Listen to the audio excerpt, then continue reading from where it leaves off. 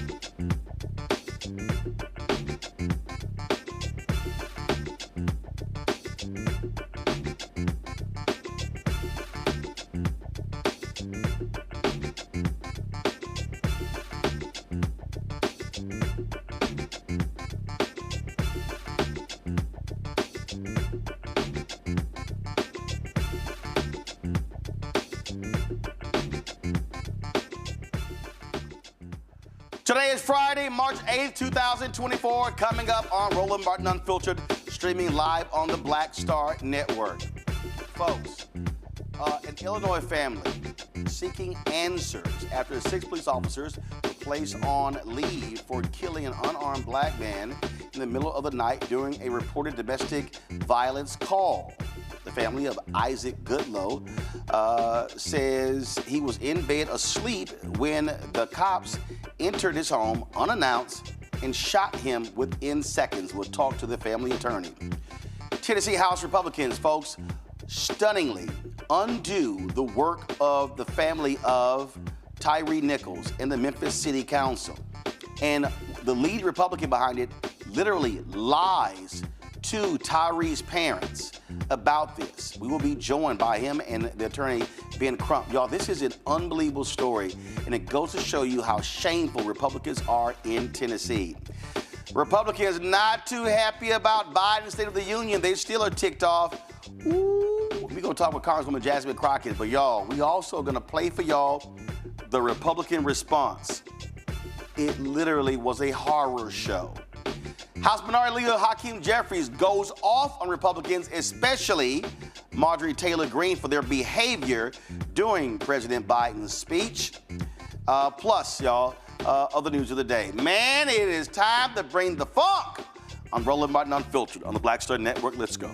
He's got it. Whatever the miss, he's on it. Whatever it is, he's got the scoop, the fact, the find. And when it breaks, he's right on time and it's rolling. Best believe he's knowing. Putting it down from sports to news to politics. With entertainment just for kicks, he's rolling. It's on go, roll, y'all. It's Roland Martin, yeah. Rolling with Roland now.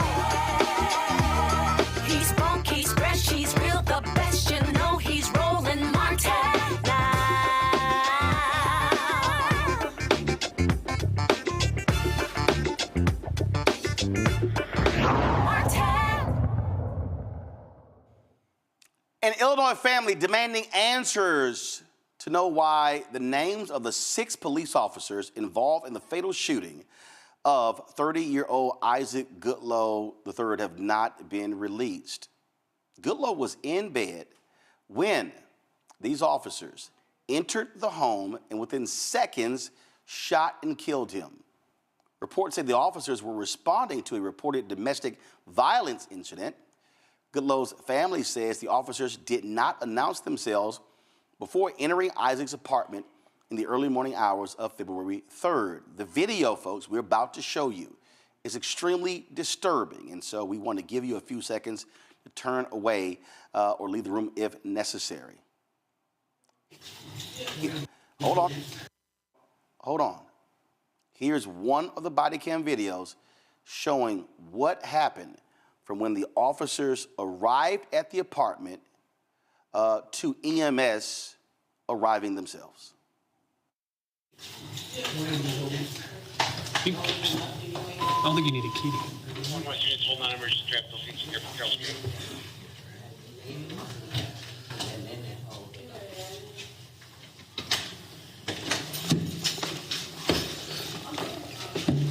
Police! Carroll Street Police.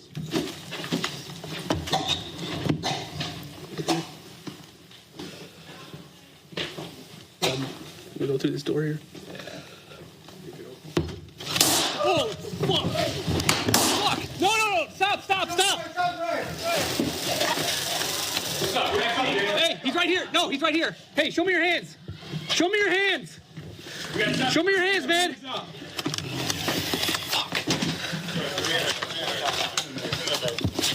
Come up. I got lethal. Get out there. Check behind you. Keep your eyes open. Fuck!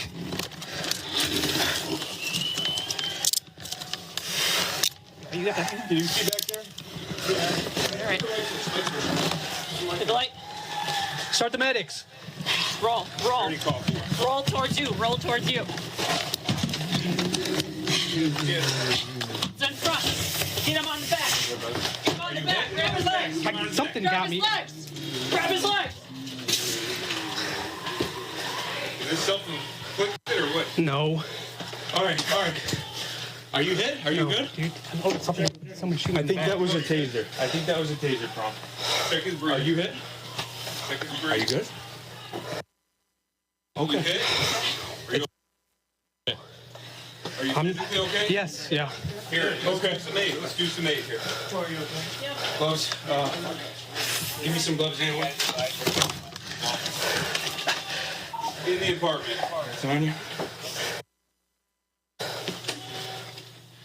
Yes. Hey, man. Isaac. Hey, man. Isaac. Hey, I need you to stay with me, man. Here, open your eyes, man. Isaac, man. I'm cutting your shirt. Isaac. You got light? Here. Isaac.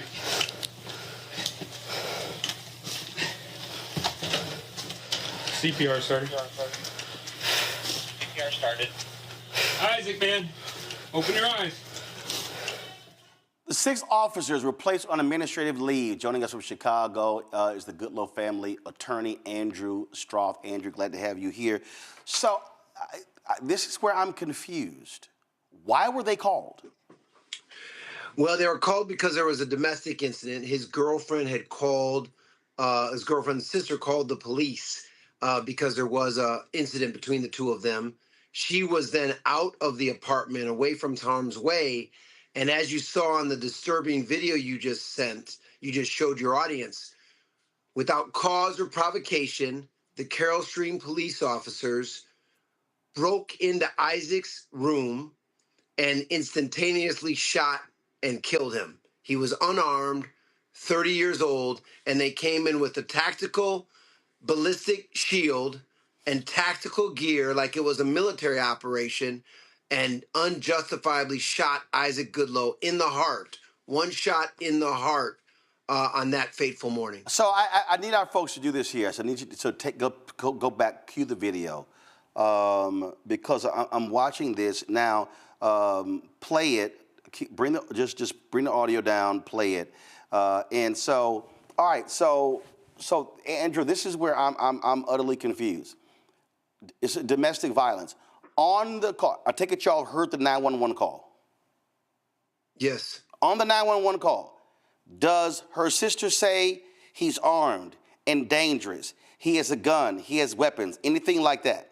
Yeah, we have not actually, full disclosure, we have not heard all the tape, but we know from what our witnesses have told us that there was none of that. We know that there was an incident, but there wasn't any weapons, and he was alone in his apartment, in his bed, sleeping. Right. And here's the other thing, Roland. She wasn't living with him. It was only his apartment. So the fact that that they were allowed in his unit to kill him the way they did in his bedroom. And then if you notice, after they shoot him in the heart, they turn him over, handcuff him before even rendering any aid. Who let them in the apartment?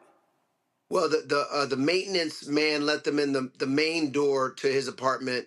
And then as you saw on your video, the police broke into his bedroom door. All right, so control room, go back to the beginning of the video. So Andrew, this is again where I'm confused. All right, so if you have a domestic disturbance call, domestic violence, in a normal circumstance, wouldn't the cops? That's right. Police, would knock, wouldn't the cops knock on the door first? You would think you would knock on the door first.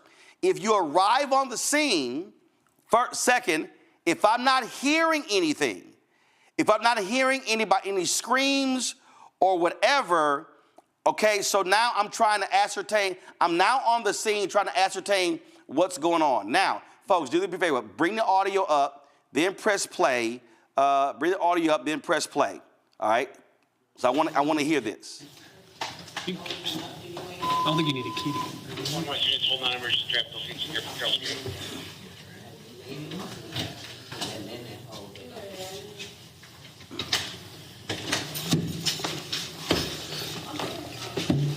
Police? Carroll Street Police.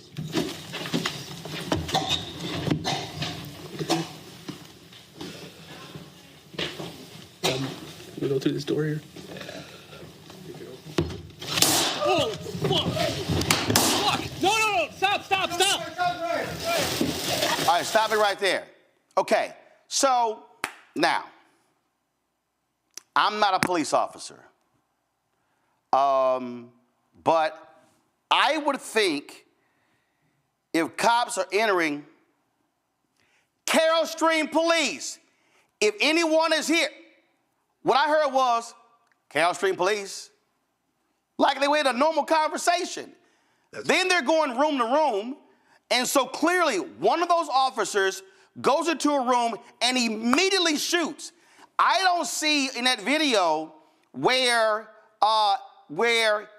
Goodlow makes a move for a gun or whatever. I don't hear someone entering, hey, Carroll Stream Police, hold your hands up. It's literally shot. They didn't announce themselves. They didn't have consent. They didn't have a warrant. And like you said, they tiptoed in there, and there's a black man, a 30-year-old black man in his bed, and he shoots instantaneously. So they're placed on leave. This took place last month. February 3rd. We still don't know the officers' names, Roland. We do not know the officers' names to this date. What does the chief say? What does the city, what does the mayor say? They keep saying they're sorry. We filed a federal civil rights lawsuit 2 weeks ago, and we're demanding answers. But the fact that to this day, over a month later, this mama, Bonnie Pegram, his sisters and brothers, he has 8 siblings, no one knows what the officers' names are. No one knows why the officers came in with a ballistic shield and shot within less than a second. I mean, and he was, again, alone in his apartment, unarmed. There was no threat to his girlfriend. And it's another tragedy of a black man being killed by the police in Carroll Stream, just an hour outside of Chicago. So how long, based upon what y'all know, how long was it from when the call was made and they arrive? Well, the call was made, and then the officers, from what we know, there was about 54 minutes while they were outside or in the apartment complex. And we know that the girlfriend was away from the scene and safe. And then for some reason, they decided, instead of just doing nothing or relaxing or not breaking into his apartment, for some reason they decided to go in there. Well, wait, hold up. Now I'm confused. I'm sorry. When the officers are in the parking lot, do they know in the parking lot that she's safe? Yes, sir. Yes. So wait. So it's not like, hey, a man is barricaded in his apartment with a gun, threatening to kill himself, whatever. They're in the parking lot. They know that she's safe, and then all of a sudden, they wait an hour to barge in like a military assault? 100%. So no exigent circumstances. Think of Roland, Breonna Taylor. Think about these other cases. There was no emergency. There was no exigent circumstances. The cops broke into his apartment with a ballistic shield, shot him in the heart, killed him, and then shot him with a taser, tried to shoot him with a taser afterwards, and then flip him on his face and handcuff him instead of rendering aid. And you got a 30-year-old black man who loved his family and his family loves him, who is tragically gone. So we filed a federal civil rights lawsuit almost 2 weeks ago, and we're demanding answers. The chief has said he's sorry. The mayor has said he's sorry. But that's not enough. This black family deserves answers, and we're going to get those answers. Unbelievable. Andrew Strothwood, appreciate it. Thanks a lot. Thank you, Roland. Take care. Going to go to break. We'll be right back. Talk about this with my panel right here, Roland Martin Unfiltered on the Black Star Network. When you talk about blackness and what happens in black culture, we're about covering these things that matter to us, speaking to our issues and concerns. This is a genuine people-powered movement. There's a lot of stuff that we're not getting. You get it, and you spread the word. We wish to plead our own cause. Too long have others spoken for us. We cannot tell our own story if we can't pay for it. This is about covering us. Invest in black-owned media. Your dollars matter. We don't have to keep asking them to cover our stuff. So please support us in what we do, folks. We want to hit 2,000 people, $50 this month, raise $100,000. We're behind $100,000, so we want to hit that. Y'all money makes this possible. Check some money orders. Go to P.O. Box 57196, Washington, D.C. 20037-0196. The Cash App is $RM Unfiltered. PayPal is R Martin Unfiltered. Venmo is RM Unfiltered. Zelle is Roland at RolandSMartin.com. I'm Dee Barnes, and on the next frequency, Professor Janelle Hobson joins us to talk about hip-hop and its intersection with feminism and racial equality, plus her enlightening work with Ms. Magazine and how the great Harriet Tubman connects with women in hip-hop. So it was not hard for me to go from Harriet Tubman to hip-hop, honestly, because it is a legacy of Black women's resistance and Black women supporting our communities. That's what Harriet Tubman did. That's on the frequency on the Black Star Network. It's John Murray, the executive producer of the new Sherry Shepherd Talk Show. This is your boy, Earthquake. And you're tuned in to Roland Martin Unfiltered.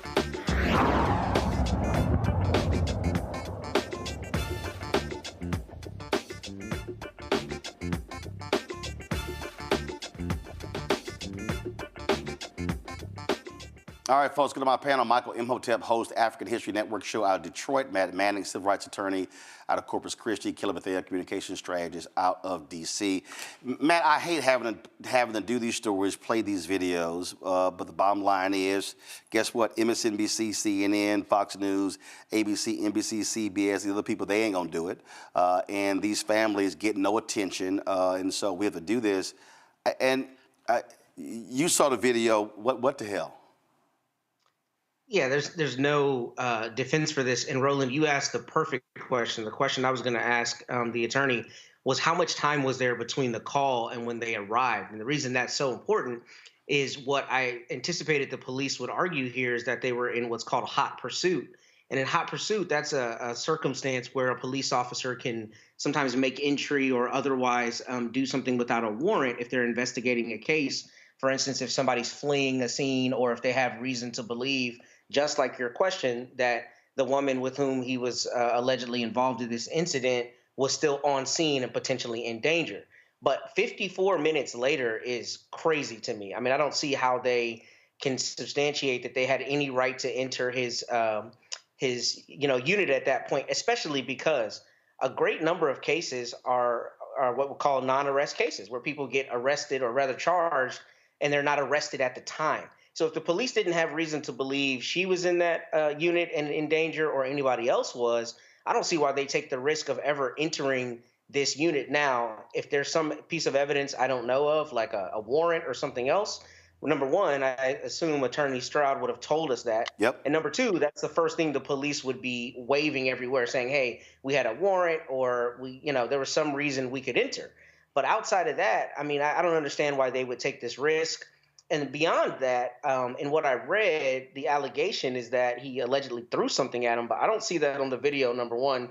And number two, I don't see how any police officer with basic training would think that that is something that justifies the use of force, let alone deadly force, especially because we haven't heard that narrative. We haven't heard the narrative that they perceived him to have a deadly weapon. So all that being said, I don't see this being defensible at all. I mean, it's still going to be difficult because it's a civil rights case, but the fact that he's asleep and the body cam show he was not menacing anyone or posing any kind of threat, I don't see how Carroll Stream police defend this or get qualified immunity from the courts on this. What is crazy to me, Kelly, again, watching that video, but listening to the video, they walk in and go, Carroll Stream police. Like it's just a normal conversation. Okay, it's a dark apartment. And then when they go into the room, they literally walk straight in, boom. I mean, no cops, they just automatically fire at a clump under a blanket.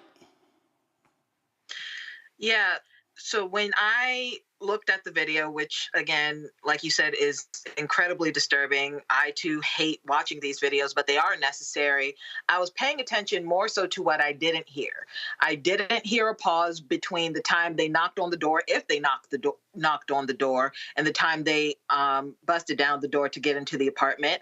Once they were in the apartment, I didn't hear any signs of a struggle, such as something that would happen in a domestic dispute. When they were walking through the apartment, I didn't hear anything that would indicate that there is trouble afoot, that there is something emergent that is in need of attention. So for me, to Matt's point, I find it incredibly difficult how they can even call for exigent circumstances, how they can get around these warrant exemptions, or warrant exemptions, or have any type of excuse for this kind of behavior other than I just felt like going into a black man's house and shooting one. Because that's all I see in this video. I don't see any cause for them to be in there, especially when the threat had been removed almost an hour before they got to the door. I mean, you know, you had the case out of Minneapolis, Michael, where they were executed, where they had a no-knock warrant, and the young man was shot and killed. And at 4 o'clock in the morning, he's reaching for his gun.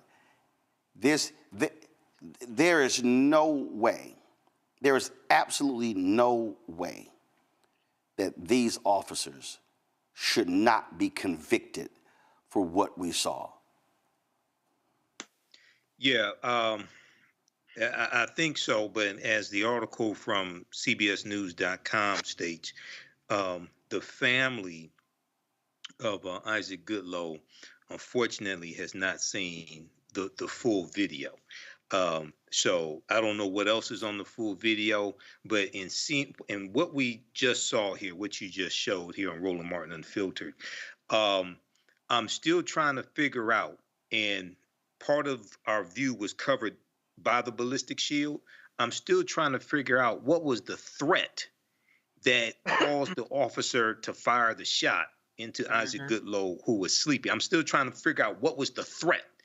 And then it's also, on top of that, that's disturbing enough, but on top of that, he shot, and then according to the attorney, he was tased before they rendered first aid to him, okay? which is something else that's very troubling. And regardless of what the call is that an officer receives, an officer still has to assess the situation, assess the threat level when they arrive there. Because sometimes what the dispatcher was told is not what you actually find when you get there. So this is crazy right here. And I want to hear from the police chief. What did the officers say when they gave their statements, when they gave their written statements? What did they say the threat was that caused them to use lethal force? It's unbelievable to me. I understand the PTSD and the trauma black folks deal with when having to see these videos. But I'm going to say this again, and we hear it from the families, and I need everybody who's watching and listening to understand. We're not, this sort of, I go back to when I was at TV One, and the president of the network, he was white guy. He was bothered that basically almost every day we were leading one of these stories. And he was like, well, why is this always the case? And I went, well, Brad, because black people keep getting shot and killed. And he sort of wanted me to do an explainer each day to explain to our audience why we were doing these stories. And I literally said, Brad, you're white. You need the explainer. My black audience doesn't need me to explain to them why we do these stories. And the problem, again, that I have is, unless a story blows up nationally, mainstream media doesn't care. They don't care. We're going to talk about what happened in Nashville, with the Republicans over the Tyre Nichols bill.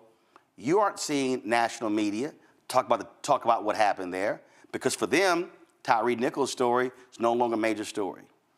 And so if these families don't have a place for their attorneys to come on, for them to come on, for us to highlight these stories, they don't get told. And so that's why we show the videos. That's why we provide an opportunity for folks to be able to do this, because otherwise these departments will simply get away with this and it'll be swept under the rug and everybody goes back to their jobs and this family is left with a dead son, cousin, uncle, nephew.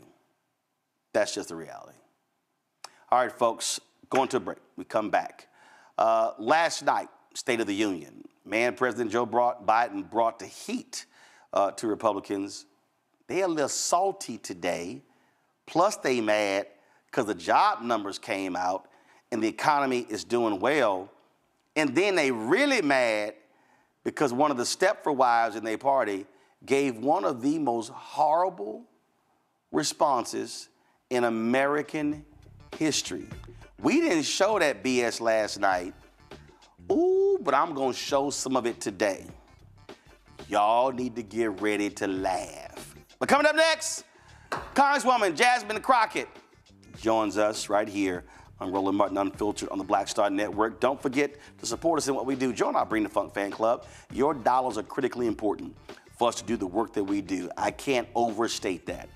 When you send, and again, we ask for our fans to give on average $50 each, which is $4.19 a month, 13 cents a day, and we appreciate every single dollar. If you can't give that, you can give less. We totally understand. We appreciate that. If you can give more, we appreciate that.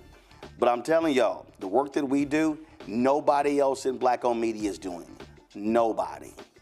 Not Essence, not Blavity, not Black Enterprise, not Ebony, not The Griot, not Revolt, not TV One, not any of these folks. We are doing what nobody else is doing, and that is 2 daily 2-hour shows, 5 1-hour weekly shows, and we would love to add more shows. I would love to have more shows on the network. Love, because I got 4 or 5 ideas we can launch if we had the resources. And so please support us in what we do. Send your check and money order to P.O. Box 57196, Washington, D.C. 20037-0196. Cash App, $RM Unfiltered. PayPal, R Martin Unfiltered. Venmo is RM Unfiltered. Zelle, Roland at RolandSMartin.com. Roland at RolandMartinUnfiltered.com. We'll be right back. Next on the Black Table with me, Greg Carr. Democracy in the United States is under siege. On this list of bad actors, it's easy to point out the Donald Trumps, the Marjorie Taylor Greens, or even the United States Supreme Court as the primary villains. But as David Pepper, author, scholar, and former politician himself says, there's another factor that trumps them all and resides much closer to many of our homes. His book is Laboratories of Autocracy, a wake-up call from behind the lines. So these state houses get hijacked by the far right, then they gerrymander, they suppress the opposition, and that allows them to legislate in a way that doesn't reflect the people of that state. David Pepper joins us on the next Black Table, here on the Black Star Network. Grow your business or career with Grow with Google's wide range of online courses, digital training, and tools. Gain in-demand job skills with flexible online training programs designed to put you on the fast track to jobs in high-growth fields. No experience is necessary. Learn at your own pace. Complete the online certificate program on your own terms. Stand out to employers, get on a path to in-demand jobs, and connect with top employers who are currently hiring. Take one professional career certificate program or all 6. Earn a Google Career Certificate to prepare for a job in a high-growth field like data analytics, project management, UX design, cybersecurity, and more. All professional career certificate programs must be completed by December 31st, 2024. Scan the QR code to complete the application. There are 1,000 scholarships available. Grow with Google and J. Hood and Associates. Be job ready and qualify for in-demand jobs. What's good, y'all? This is Doug E. Fresh, and you're watching my brother Roland Martin Unfiltered as we go a little something like this. Hit it. It's real.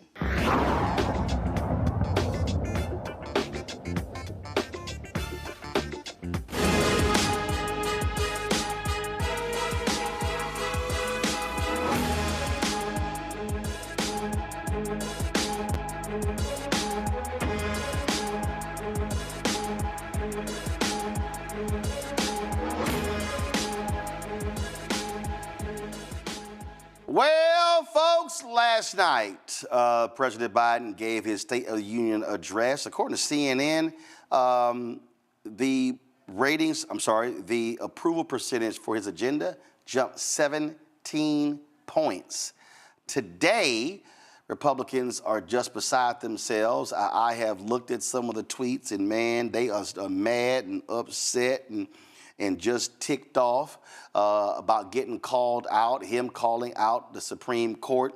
A little bit later, we're going to show you Congressman Hakeem Jeffries' response. But right now, let's chat with Texas Congresswoman Jasmine Crockett. She was in the room last night. And I must say, you had the crazies there. You had Marjorie Taylor Greene wearing her MAGA stuff. You had expelled former Congressman George Santos walking around, taking up space in the room. You had Republicans, they wouldn't stand up when it came to trying to end cancer. They wouldn't stand up on all kind of different stuff. And so it was definitely interesting. What was it like being in the room? It's so funny because I was talking to Whip Clark this morning, and she said, I need to sit in front of you for every State of the Union address, because I was back there talking about something, yep, and I was saying things like that part, right? As it relates to the president. Listen, we were fired up on our side, and I think that the American people are seeing everything that they need to see of the Republican Party. The fact that you're not standing up for education of our babies, the fact that you're not standing up against Russia, the fact that you're not standing up for ending cancer. These are things that have nothing to do with party affiliation, but have everything to do with humanity. And the fact that they can't side with humanity tells you everything that you need to know about them. I get that the Democrats may not be the perfect party. I get that I may not be the perfect candidate and the president may not be the perfect candidate. But the reality is that the alternative is nothing like what the reality of the Democrats is, which the Democrats at least were trying. And not just trying. I mean, when you hear the president talk about giving teachers a raise, when you hear him talk about, putting Putin in his place, and you see folks sit over there, sit on their hands. You hear him talk about a border bill, and you see Senator Langford of Oklahoma go, that's true, and they still don't like it. That, to me, is what I thought was just interesting. And I'm sitting there going, well, hell, which side y'all on? Yeah, no, you're absolutely right. You know, I will be perfectly honest with you and tell you that I don't know where I would be on a vote for the border bill. I'm going to be perfectly honest. As a progressive, not really sure where I would stand on that bill because it really is a very conservative bill. And as far as I'm concerned, Trump saved us from having to deal with this. It's just a matter of, hey, this is Trump's fault. But that was a true compromise. Like, the president was willing to compromise a lot so that we could get some immediate relief. And I was very concerned about the long-standing ramifications of that bill. And again, when you see Senator Langford, that is because that bill was actually probably the reddest immigration bill that we will ever have an opportunity to potentially vote on. So, you know, the fact that they passed a supplemental that didn't include the border information, I am perfectly fine with that. I'm just ready for them to get that onto the floor because this is a matter of national security. You know, I know that most people aren't necessarily paying attention to foreign relations and what's going on all around the world, but we can't wake up one day and end up and say, well, how did we get here? How did we end up being attacked? How did we end up having to send our mothers, our brothers, our sisters, our uncles, our husbands overseas? Like, what happened? And it would be because of the failures of the House Republicans, maybe just so that they can campaign on it. But I just don't think that we should ever use something like national security as a pawn in political games. So the president, he was throwing some shade last night. Today, right at the Supreme Court. Oh yeah, I love the at Supreme Court. Well, today he was on the road, and he was still feeling a little feisty. Listen to this. If you're tired, you probably watched my address last night.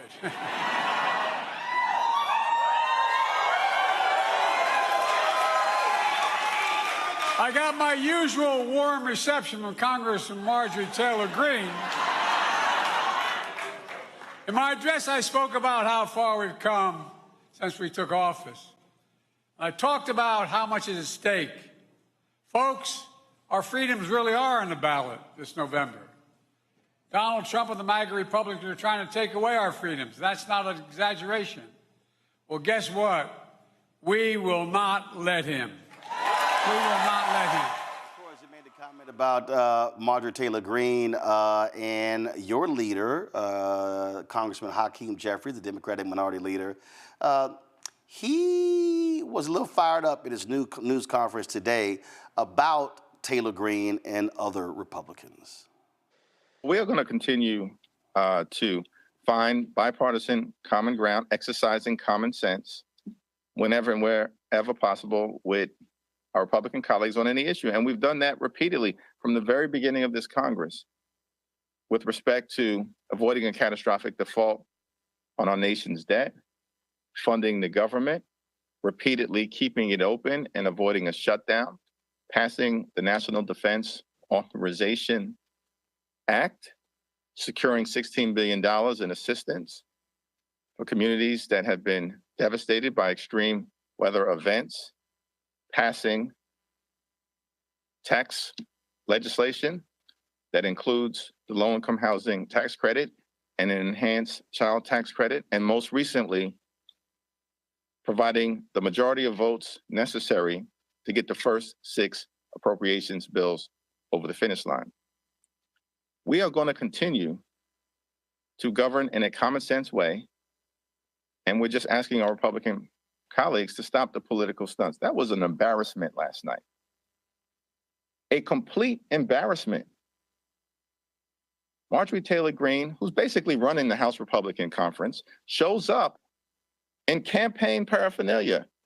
And then these people want to lecture Joe Biden because he delivered a strong and forceful speech that made them uncomfortable because he exposed their lies and shamelessness. We have one message for extreme MAGA Republicans who want to lecture us about decorum. Get lost. You're a joke. Exhibit A, Marjorie Taylor Greene. Exhibit B, George Santos. Looks like shade is going all around the Democratic caucus. I'm here for it. Listen, I was mad. We were all mad. Y'all probably couldn't see it because they weren't necessarily focused in on us.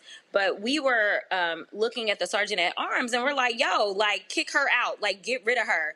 And the former person that had that role was a black woman. And we were like, if Miss Joyce was here, Miss Joyce would have made sure that the Capitol Police, when it rounded her up, like Miss Joyce did not play. And so for people that don't know, we are not allowed per our rules to wear any hats, whether you're wearing a cowboy hat or definitely no baseball caps. Like, you are not allowed to do that. And the rules also no campaign stuff. Correct. So I was going there too. So the thing is this. She was a double whammy, right? And the fact that she just sat there and she basically told him, well, you can find me, like, whatever. I'm not leaving. I'm not taking it off. And it was absolutely ridiculous. But this is who she is. She has never felt as if the rules apply to her. And again, when we start talking about what privilege looks like, it looks like this trailer trash chick from Georgia who somehow is a member of Congress, but baby, she has not left the trailer trash in Georgia. She brings it to the floor every single day, and she does not care about the rules. And for some reason, she still has a hold on this Republican Party. These people who supposedly are real politicians are following behind this fool. And that is exactly the case. And so, look, you got Speaker Mike Johnson sitting back there just, making all these frowns and everything like that. I mean, frankly, he looks like a toad, trying to sit here and lead the crazies.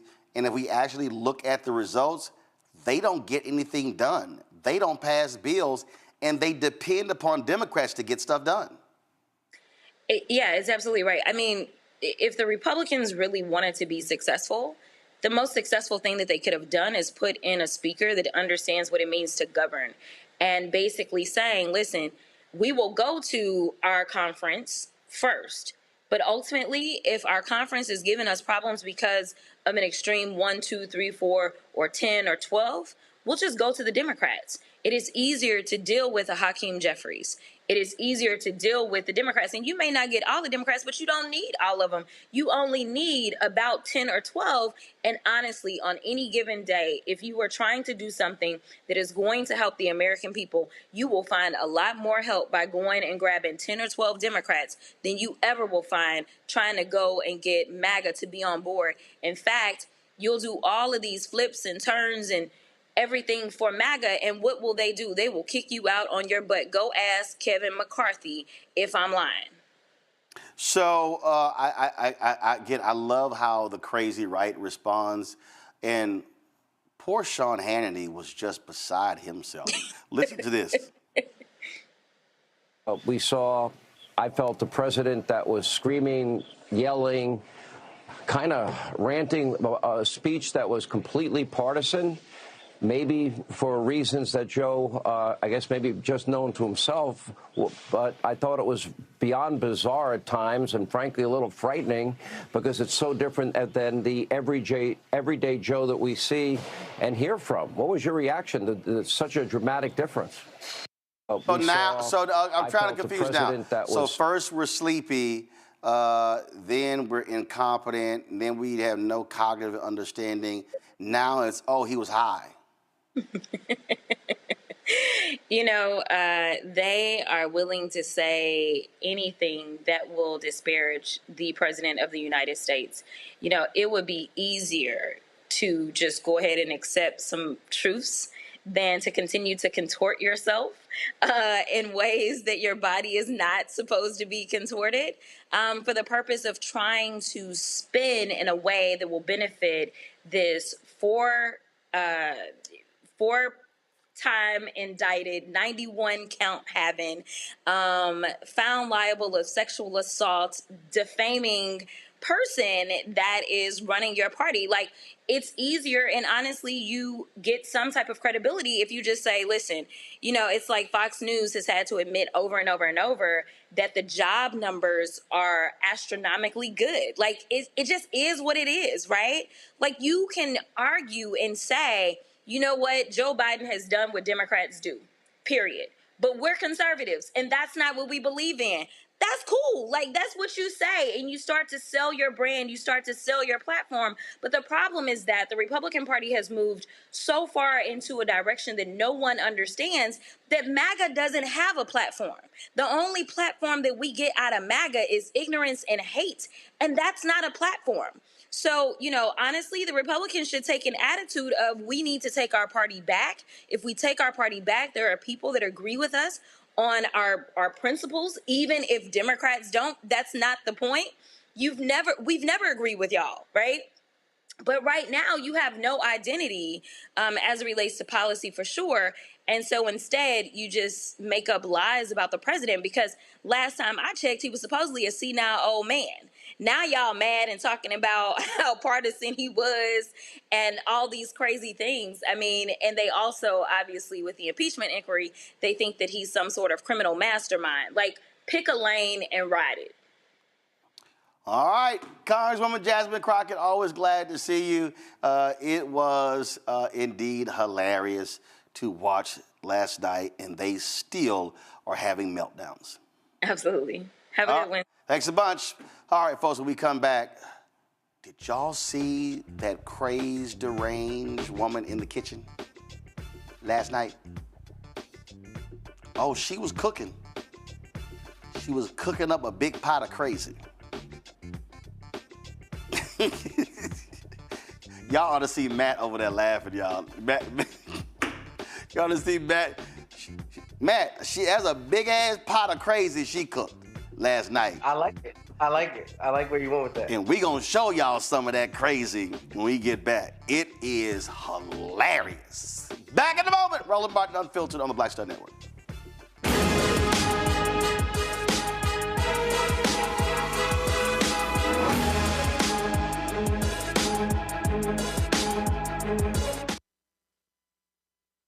On the next, A Balanced Life with me, Dr. Jackie. Just who do you think you are? And maybe more importantly, who is it that you think you're trying to please? The answer to that second question is really wrapped up in the first. Think about that. Being the true, authentic you, no matter the circumstance. But we learn the art of forgiveness, not only of forgiving one another, but forgiving ourselves. And we also learn how to love ourselves so that we can love each other. That's next on A Balanced Life, here on Black Star Network. On the next Get Wealthy with me, Deborah Owens, America's Wealth Coach, I'm sure you've heard that saying that the only thing guaranteed is death and taxes. The truth is that the wealthy get wealthier by understanding tax strategy. And that's exactly the conversation that we're going to have on the next Get Wealthy, where you're going to learn wealth hacks that help you turn your wages into wealth. Taxes is one of the largest expenses you ever have. You really got to know how to manage that thing and get that under control so that you can build wealth. That's right here on Get Wealthy, only on Black Star Network.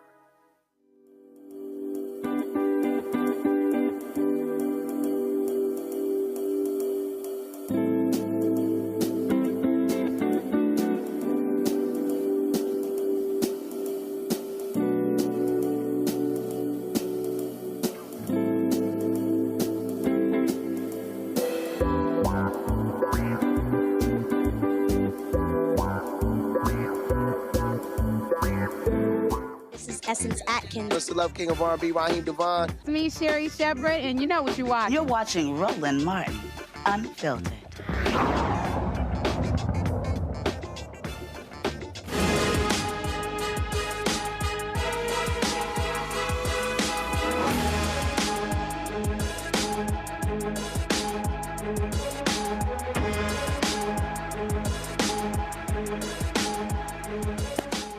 Okay, the response to the State of the Union is really a complete waste of time. It's a joke. I mean, we can think back to Bobby Jindal, who was awful. We can think back to, do y'all remember this here?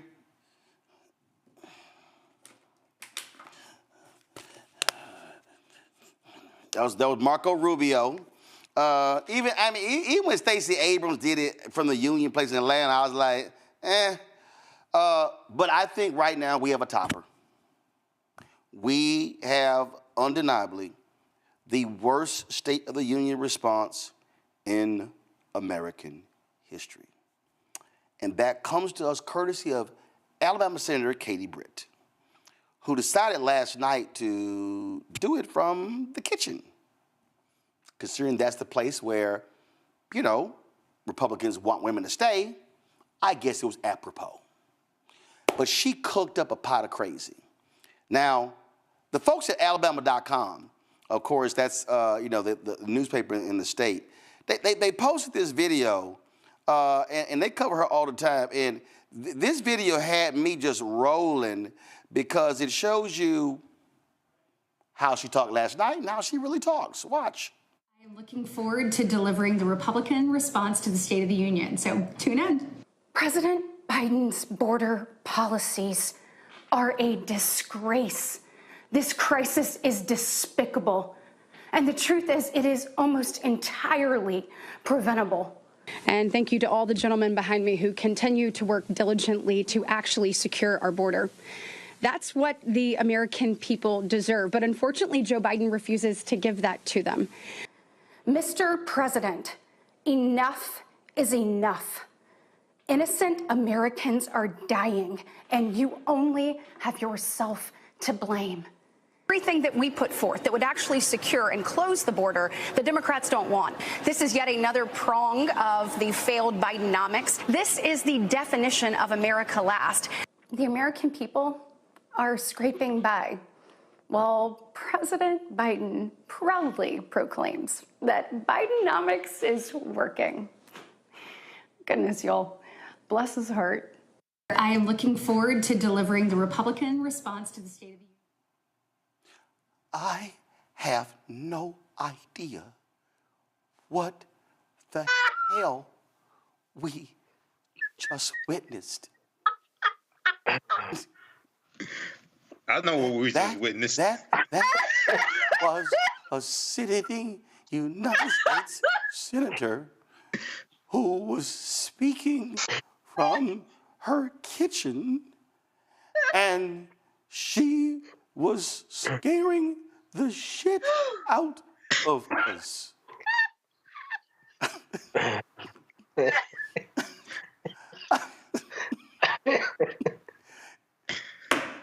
Yeah.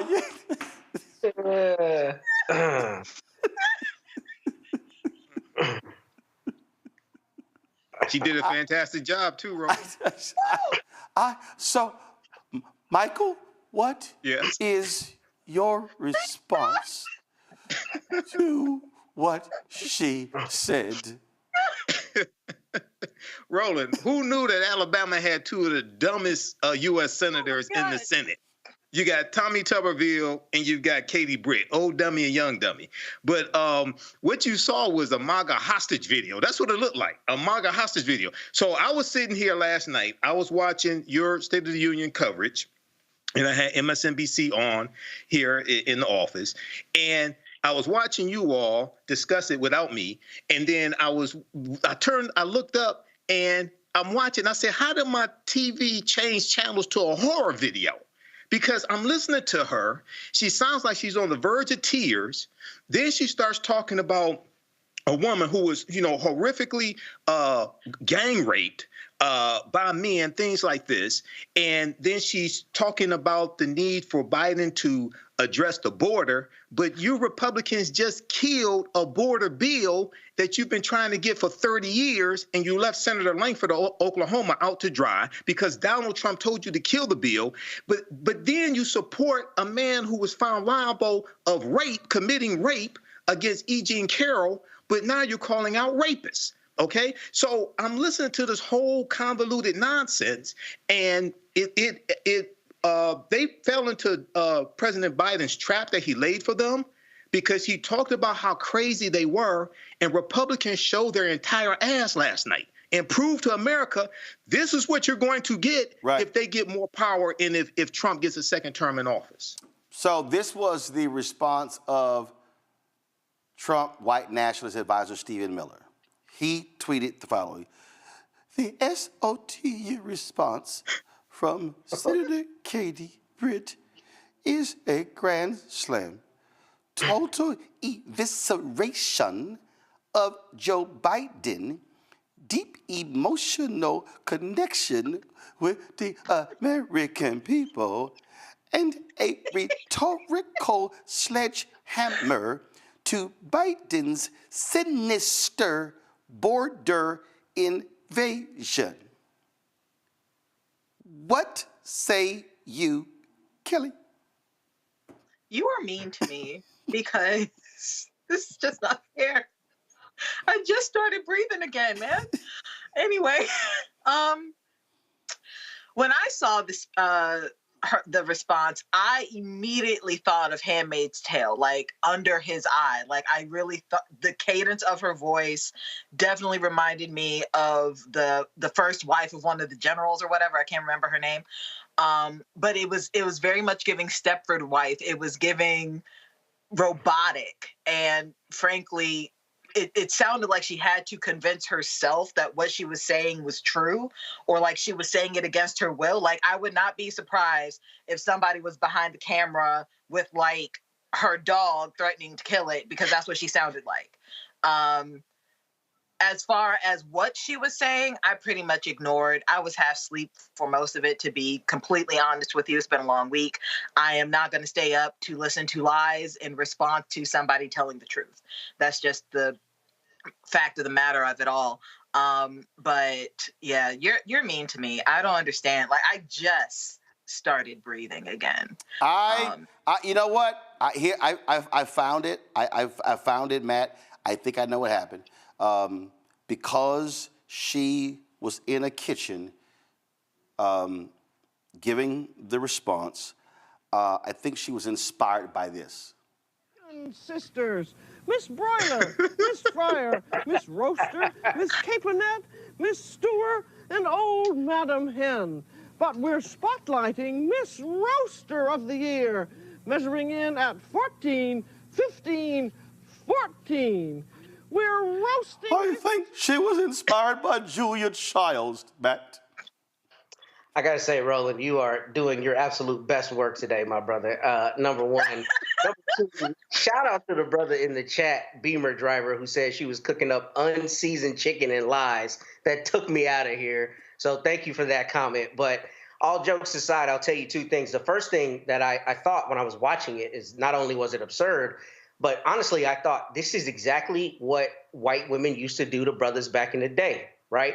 You know, maybe there's an allegation that something happened, and then the moment it becomes advantageous, you turn on these fake crocodile tears. And that's what was so scary about this, was how quickly she could go from being, you know, the wannabe beloved soccer mom talking about her 2 kids and making snacks for them and all this stuff, to President Biden is trying to kill you. I mean, it was very it was obviously fake. And that's a lot of what bothers me, not only about the State of the Union, but about her presentation, is that they're almost playing in our faces, right? Instead of having substantive conversations, one, it's all reactionary, and it's before, frankly, he's even given his speech. A lot of that was surely crafted before then. But there's a level of pageantry where it's almost like they don't take the voters serious. And for anybody who watched that, I mean, all people should have been disrespected because it was very clear she was putting on a show more than she was talking about substantive policy. And the policy she talked about was complete BS. I mean, the idea that, you know, they would reference Putin and the guy they're following behind is the biggest fan of Putin, and somehow trying to claim that Joe Biden is not stopping Putin's march is just intellectually dishonest, and it's completely bogus. And I don't know why they had her take that tack. I get conceptually the thing in the kitchen and trying to play to middle America white voters and fearmonger, but I mean, anybody who has a brain in their head realized that she was putting on a horrible show, and none of that was serious. Man. And I wanted to tell you that I loved Jonathan Capehart's response because I watched it on PBS, and they went to him and he couldn't control it. I mean, he was just like, are you serious? We just watched this garbage? And I think a lot of people felt that way. I mean, it really was the prime example of white woman's tears being weaponized. It absolutely was a joke. All right, folks, got to go to break. We come back. What I'm about to talk about next is not a joke. How a white Republican in Tennessee lies to the face of the family of Tyre Nichols, and they are trying to undo all of the hard work to hold cops accountable in Memphis. I told you these people do not care about black people. They do not care about local control. They do not care about small government. What they care about are protecting cops. That is next on Roland Martin Unfiltered on the Black Star Network.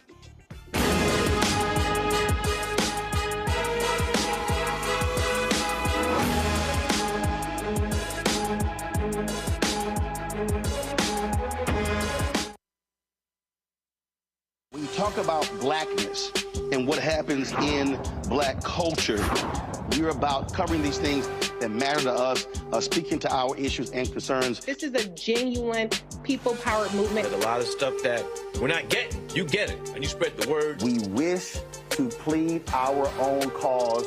Too long have others spoken for us. We cannot tell our own story if we can't pay for it. This is about covering us. Invest in black-owned media. Your dollars matter.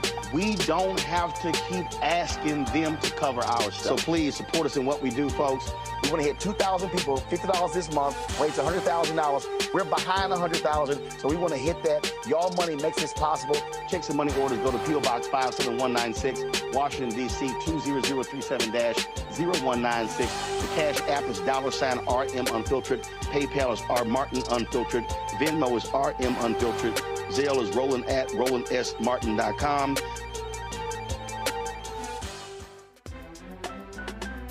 I'm Faraji Muhammad, live from LA. And this is The Culture. The Culture is a two-way conversation. You and me. We talk about the stories, politics, the good, the bad, and the downright ugly. So join our community every day at 3 p.m. Eastern and let your voice be heard. Hey, we're all in this together. So let's talk about it and see what kind of trouble we can get into. It's The Culture, weekdays at 3, only on the Black Star Network. What's up, y'all? This is Wendell Haskins, a.k.a. Win Hogan at the original T-Golf Classic. And you know I watch Roland Martin Unfiltered.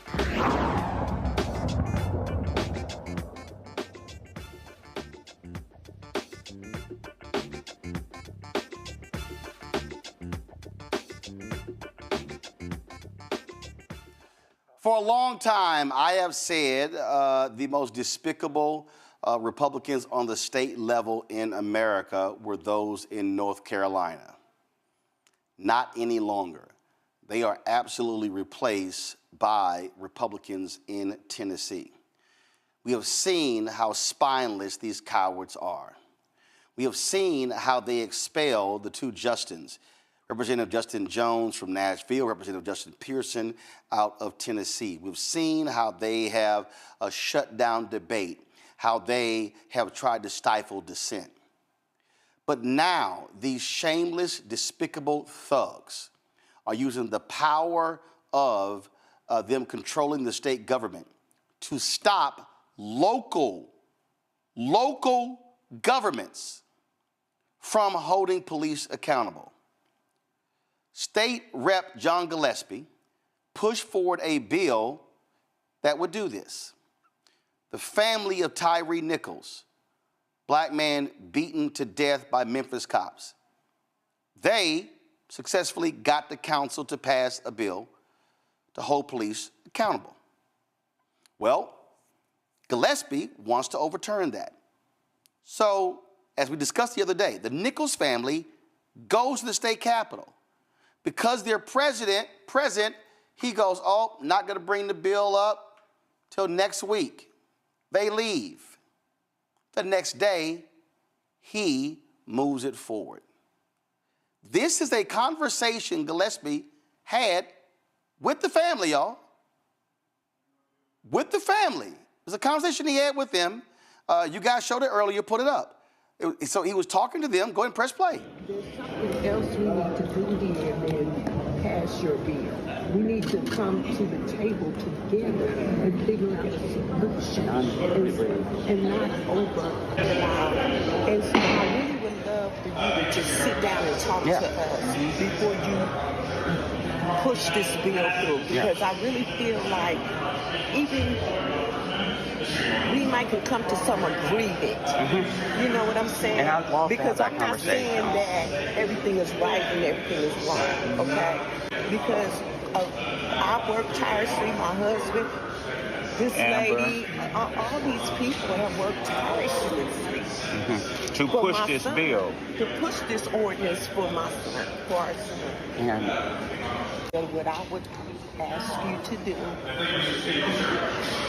for my son, put this bill off for today, and then give us the chance to sit down and talk, and then we can come to another.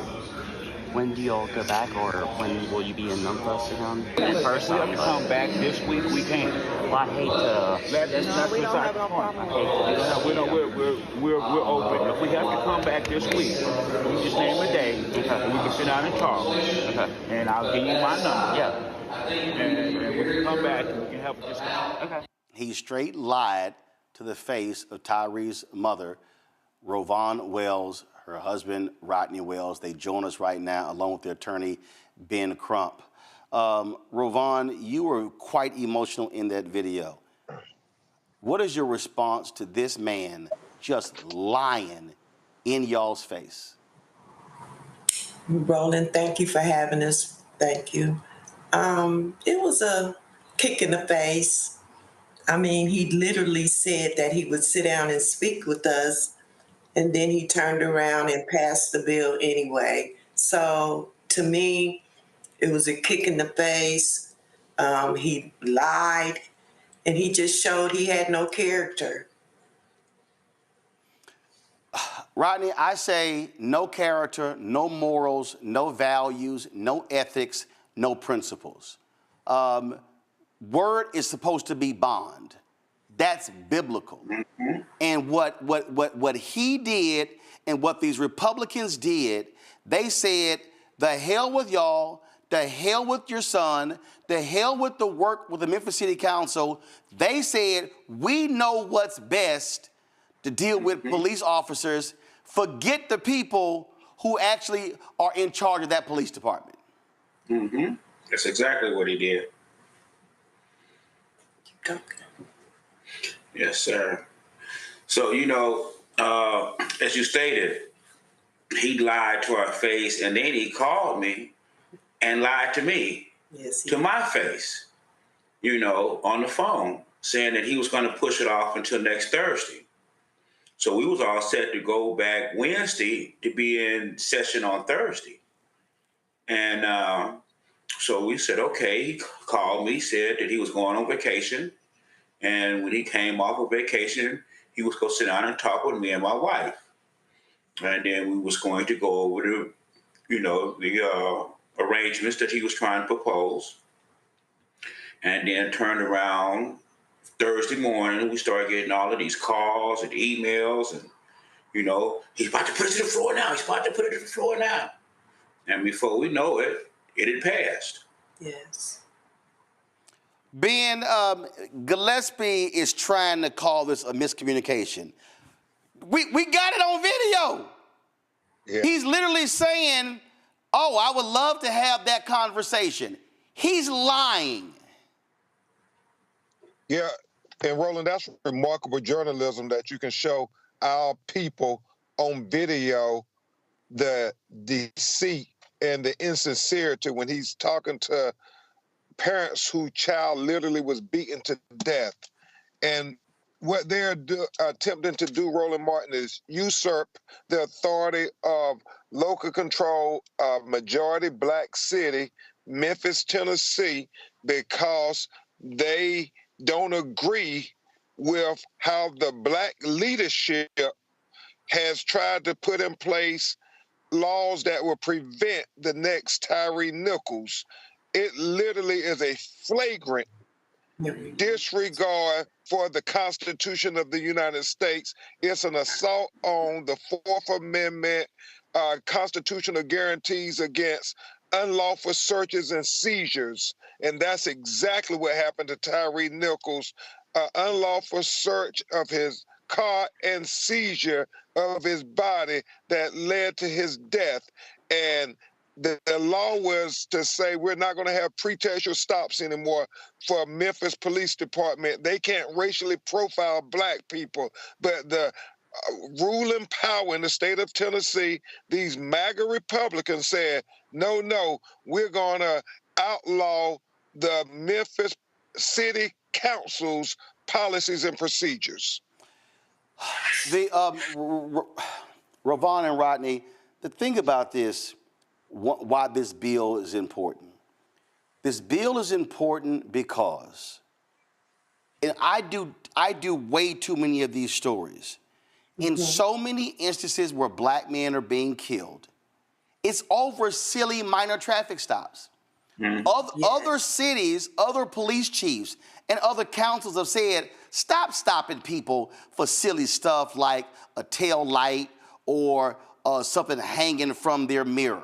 Because we know we've seen those stories. And that's what this law is. And so here you have Republicans in the state capitol who are trying to tell the city of Memphis, which is responsible financially for their police department, and when they screw up, Memphis has to pay those lawsuits out, those settlements out. But this is them saying, we know what's best for Memphis.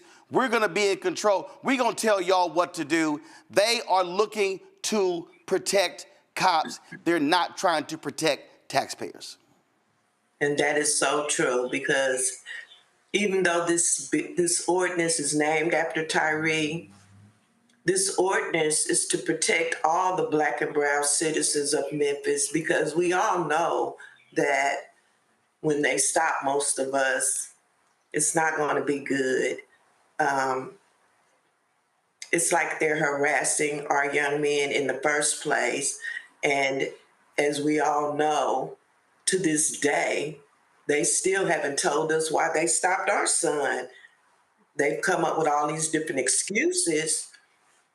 However, none of it pans out. So what they're trying to do is really a slap in the face. And it just lets you know that Tennessee just don't care about what the citizens of Memphis thinks. And that's not good. That's not a good thing. Ben, the big problem here is with Republicans having supermajorities all across the South, Florida, Mississippi, Alabama, Texas, Tennessee, North Carolina, and other places. We see how on Confederate monuments, how they tell local government how they should conduct their business. And we're seeing this in other areas. This is a perfect example. And when we see it happen in one place, these other Republicans begin to follow. And so this could be the undoing of a lot of that great work if other Republicans do what they're doing in Tennessee. Exactly, Roland, and that's why voting is so very important. I know in Florida, we are one seat away from destroying the supermajority, and that's what we got to encourage people as we think about this election and all the consequences that come with elections. Tyre Nichols' life matters the same way George Floyd and Breonna Taylor life matter, and so if we can get people to vote in people who care about our community and our issues, then they hopefully will break this supermajority where they won't lie to Rovon and Rodney Wells' face and have some accountability. And I know Rovon and Rodney are going to talk to the highest leaders in the land, President Biden, Vice President Harris, who have reached out to us now to talk about policing in America as they continue to try to figure out how we can get some reform in America. Rodney, the House has passed it. The Senate will take it up. Do y'all plan to go back to the state capitol and talk to these senators and try to get them not to support advancing this bill? Yes, sir. Absolutely. Yes, sir. We'll be on the first thing smoking. Well, look, y'all keep us abreast. Look, we stand with y'all as well, and we're going to call out these folks when they lie to our faces and then want to try to blame it on something else. So continue great work, and we're absolutely behind y'all, Rovon's, Stephen, Ben. Y'all keep fighting a good fight. Yes, sir. Thank you. We appreciate all the work you're doing. Speaking truth to power, Roland. Appreciate it. Yeah. Thanks a bunch. Y'all take care. Thank you very much. I'm going to go to a break, and we'll talk about this with our panel when we come back. Roland Martin Unfiltered on the Black Star Network. Hatred on the streets, a horrific scene, a white nationalist rally that descended into deadly violence. White people are losing their damn minds. As an angry pro-Trump mob storms the U.S. Capitol, we've seen We're about to see the rise of what I call white minority resistance. We have seen white folks in this country who simply cannot tolerate black folks voting. I think what we're seeing is the inevitable result of violent denial. This is part of American history. Every time that people of color have made progress, whether real or symbolic, there has been what Carol Anderson at Emory University calls white rage as a backlash. This is the rise of the Proud Boys and the Boogaloo Boys. America, there's going to be more of this. Here's all the Proud Boys, guys. This country is getting increasingly racist in its behaviors and its attitudes because of the fear of white people. The fear that they're taking our jobs, they're taking our resources, they're taking our women. This is white fear.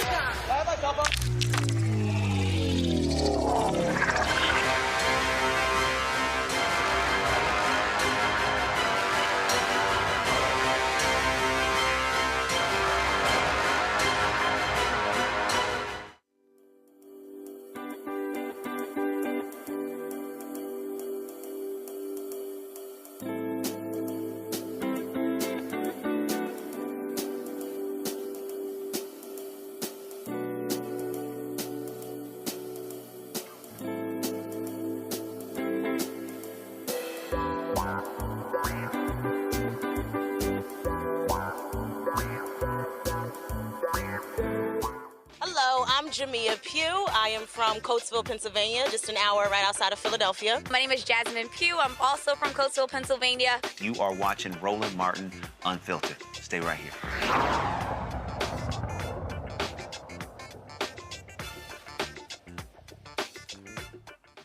You know, Kelly, the thing I was just saying right there, I mean, this is how they do. They love talking that smack about local control, big government, getting in the way. But when they have the power, they want to tell progressive government what the hell to do. They've done this. Alabama did it in there where they said if you tear down a state monument without their permission, you get fined. Well, hell, Birmingham was like, fine, we're going to tear the son bitch down. They raised the money to pay the fine, and guess what? Statue is gone. The same thing to Montgomery when they removed a street named after a Confederate traitor and named it after Attorney Fred Gray. We see this in other states as well, where and what Tennessee has done is even more egregious. Not only with this action they're advancing, they actually disbanded a Nashville Citizens Review Board. Told Nashville, oh no, y'all can't have that. And so this is what they do. When they get power, they then use it like a hammer, not only on the state level, but on the local level as well. You're absolutely right about that. But when they talk about states' rights, they're just talking about rights to regarding the federal rights and laws. They just want what would typically be federal law over a state to be given to them so they can have even more control over the state in which they legislate. So it is not surprising to me that they pulled a move like this. The fact that it was disingenuous, the fact that they lied to Tyre Nichols' family's face, the fact that, you know, they steamrolled over even the progressives in the legislature, possibly agreements that they had with them.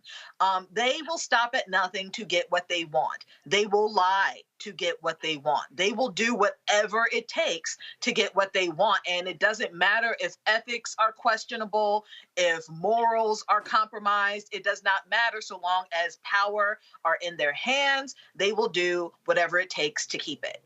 You know, Matt,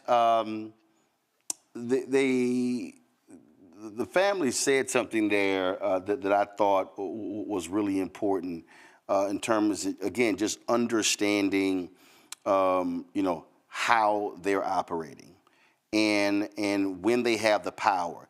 Ben Crump also said something when he talked about Florida, when he said we're one seat away from breaking the Republican stranglehold. What I have said to people, when we talked about the power of voting, what I've said to people why our vote matters is that you might be in a state where it's a red state, but there's a huge difference between Republicans having a supermajority and having a majority. A supermajority means they don't have to listen to Democrats. They can pass any bill without them, give them no consideration in the House and the Senate, and it's signed by a Republican governor. That's also, so being strategic means, hey, maybe we can't take over the House or the Senate, but I believe our focus as black folks and where white folks who are progressive, others should be, is stopping the supermajorities.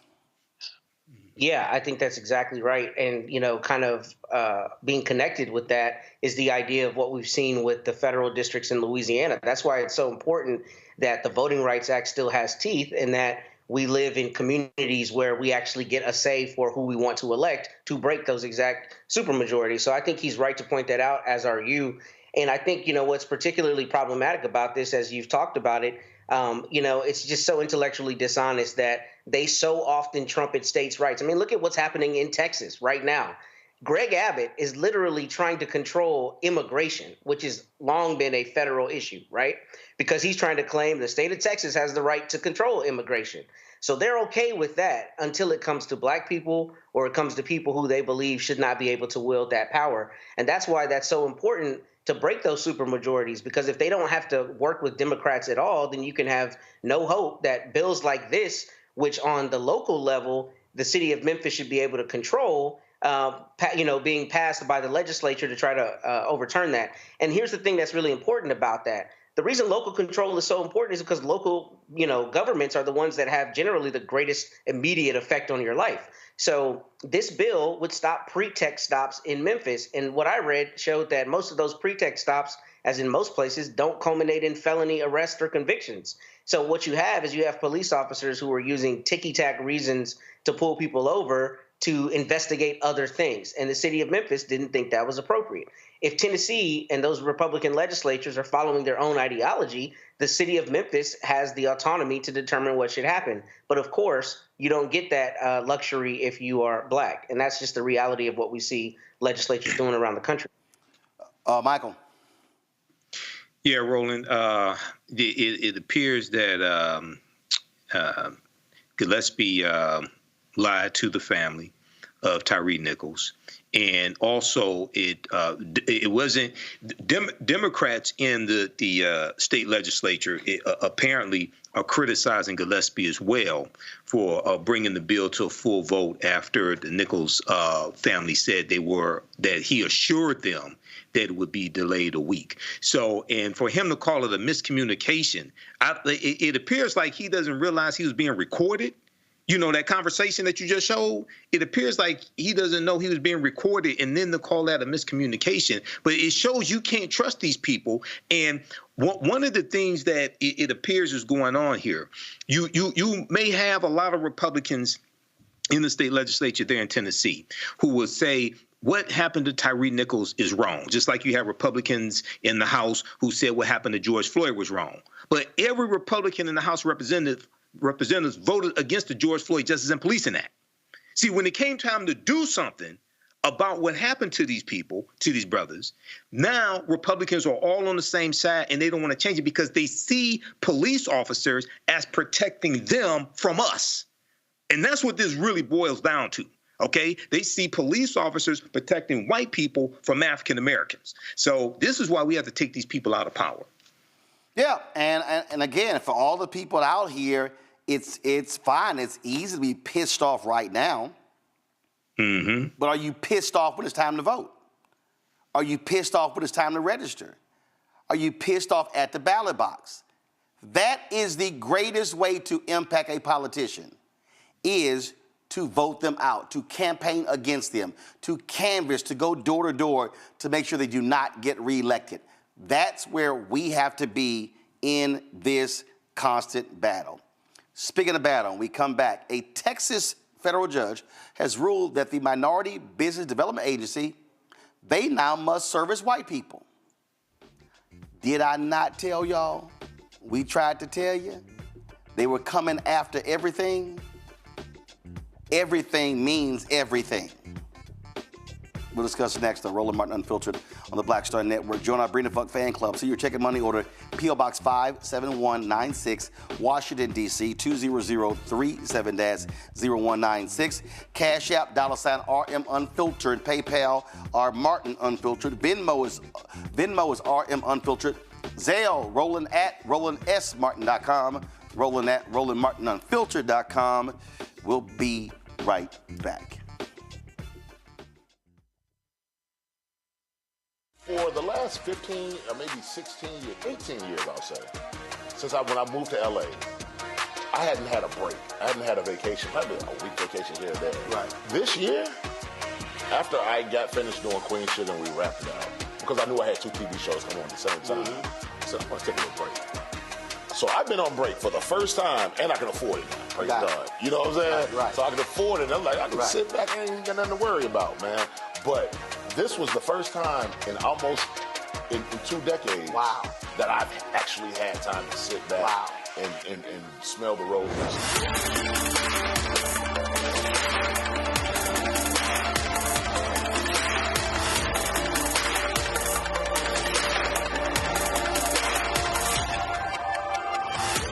Next on the Black Table with me, Greg Carr. Democracy in the United States is under siege. On this list of bad actors, it's easy to point out the Donald Trumps, the Marjorie Taylor Greens, or even the United States Supreme Court as the primary villains. But as David Pepper, author, scholar, and former politician himself says, there's another factor that trumps them all and resides much closer to many of our homes. His book is Laboratories of Autocracy, a wake-up call from behind the lines. So these state houses get hijacked by the far right, then they gerrymander, they suppress the opposition, and that allows them to legislate in a way that doesn't reflect the people of that state. David Pepper joins us on the next Black Table, here on the Black Star Network. This is Essence Atkins. Mr. Love King of R&B, Raheem Devon. It's me, Sherry Shepard, and you know what you're watching. You're watching Roland Martin Unfiltered.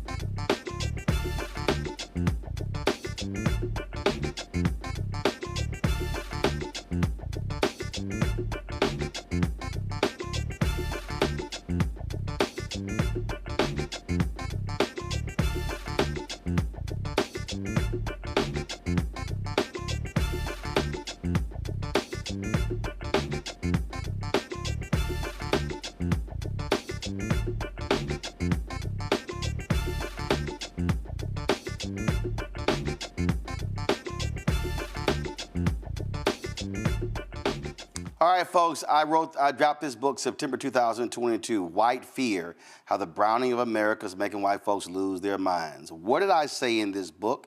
They are going to be coming after every single program that they believe gives us an advantage over them, even though nearly everything is for white folks in this country. Well, guess what? It happened on Wednesday. Go to my iPad, Anthony. Federal judge in Texas orders minority business agency open to all races. Now, the Minority Business Development Agency was created under President Richard Nixon. The purpose of this was to assist African Americans and other minorities when it comes to being able to do business with the federal government, providing skills, resources, also access to dollars. Now, the federal government spends upwards, y'all, of $600 billion annually in contracts. Go right to my iPad. In fiscal 2022, MBDA clients secured $1.6 billion in private and government contracts, agency data show. The agency also helped businesses raise $1.2 billion in capital, as well as create or retain roughly 16,000 jobs. Black-owned businesses received $680 million in contracts, the most of any group, followed by Hispanic-owned businesses at $526 million. Now, understand that's 2%. That's less than 2% of federal contracts. Oh, so what do these white conservatives do? They sued. So they argued that, oh, these are discriminatory, and then they give an unfair advantage to certain groups, as if white Americans have not had a massive advantage. So what they did was they filed a suit in Texas. And let me explain to you what they're doing, because they're judge shopping. They are specifically filing lawsuits in places knowing that judge is going to rule in their favor. All of y'all Simple Simon fools who kept telling me I was making too much of a big deal about Biden and Harris appointing federal judges, do you dumbasses now see what I was talking about? This one, again, out of 900 plus federal judges in America, this one federal judge issues this opinion and rules that the MBDA must now serve everybody and not just minorities. Go to my iPad. This judge, Pittman, has emerged as a consistent conservative voice on a range of politically volatile issues. In November 2022, he struck down President Biden's student loan forgiveness program. Months earlier, he set aside a Texas law barring adults younger than 21 from carrying handguns after concluding that age restrictions violated the Second Amendment right to bear arms. Now, here's the deal. If the MBDA under the Commerce Department does not appeal this decision, this goes into effect all across the country. Scholars are now saying, oh, guess what? This ruling could very well change every single federal program that deals with disadvantaged businesses. Oh, I'm not done, Simple Simons out there. Guess what's then going to happen? They're going to go after every state program. Then they're going to go after every county program and every school district program and every city program.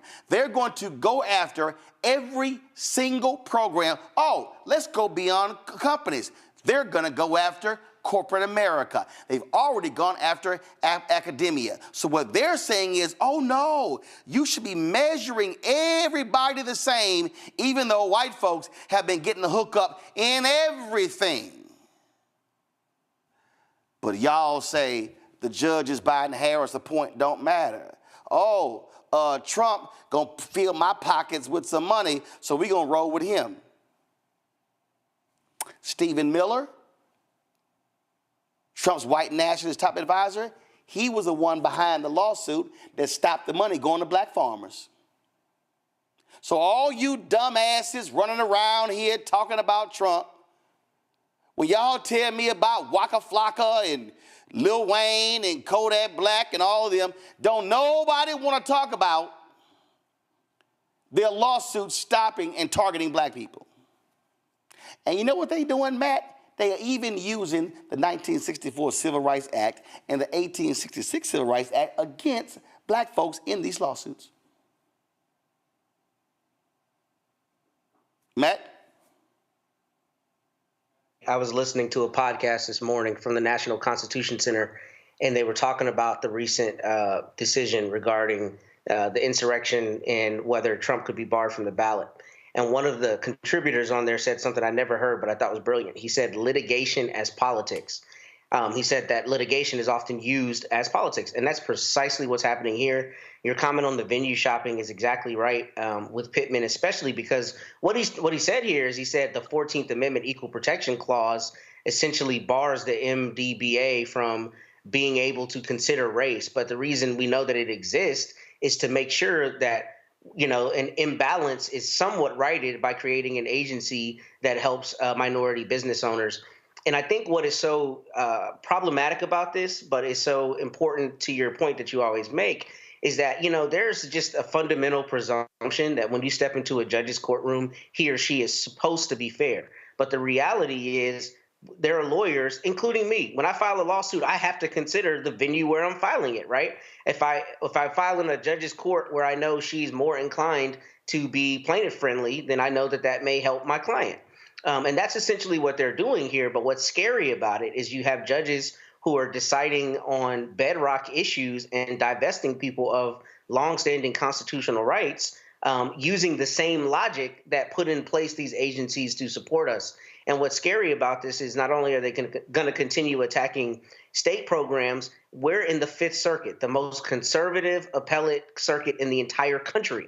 So the idea that the Fifth Circuit is not going to rubber stamp this is absurd. They are likely going to rubber stamp it. And then you get to a conservative Supreme Court with a 6-3 majority that has already said universities can't use race in their determinations. So the problem with this is it's going to set a precedent, or could set a precedent, where all the programs that are in place to try to right that imbalance to some extent are going to be under attack. And we're going to be going back to before the 1960s and the Warren Court that put in place some of these constitutional rights to help us, or recognize these constitutional rights to give us a fair shot in this country.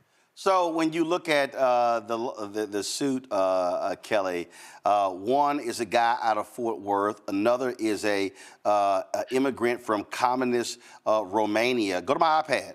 Another one is a white man out of Colorado, and then their whole deal is like, oh, they just wanted to be able to grow their businesses, and they all worked hard to get where they are. They all overcame obstacles in pursuit of the American dream. They all cared deeply about their businesses, and they all wanted but couldn't obtain assistance from the same federal program. They're also white, a salient detail in this case. Now, guess what?